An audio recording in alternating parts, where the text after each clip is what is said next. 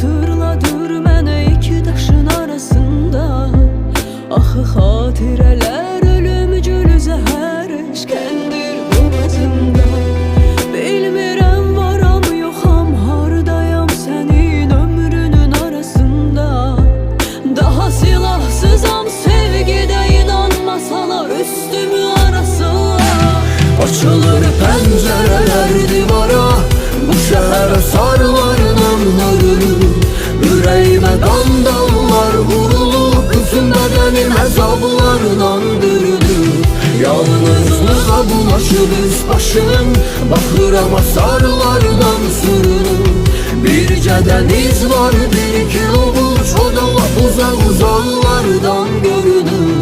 Açılır pəncərələr divara, bu şəhərə sarılarla hörülür.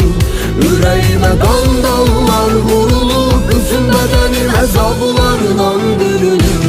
Yalnızlığa bulaşıb üst başım, baxıram asarlardan sürünür. Bircə dəniz var, bir iki ovuc, o da lap uzaqlardan görünür.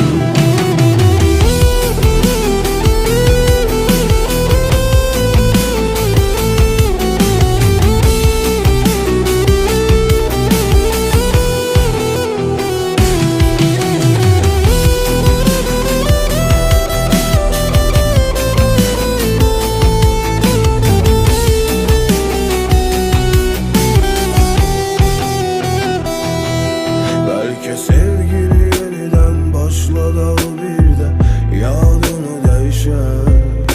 Yad olmalar birbirimize ebedi, yad olanışa. Geceler gündüzlere karışıp uykusuzluğdan viran ürək. Ya qovuşaq artığına olar, ya da rıxmağın saatını değişer. Açılır pəncərələr divara, bu şəhər asarlarla örülür. Ürəyimə qandallar vurulur, bütün bədənim əzablarla bürünür. Yalnızlığa bulaşıb üst başım, baxıram asarlardan sürünür. Bircə dəniz var, bir iki ovuc, uzaqlardan görünür.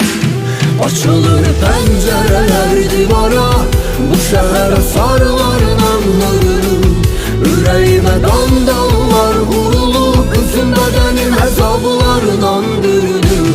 Yalnızlığa bulaşıb üst başım, baxıram asarlardan sürünür. Bircə dəniz var, bir iki ovuc, o da lap uzaqlardan görünür. Açılır pəncərələr divara, bu şəhərə sarılarla hörülür. Ürəyimə qandallar vurulur, bütün bədənim əzablarla bürünür. Yalnızlığa bulaşıb üst başım, baxıram asarlardan sürünür. Bircə dəniz var, bir iki ovuc, o da lap uzaqlardan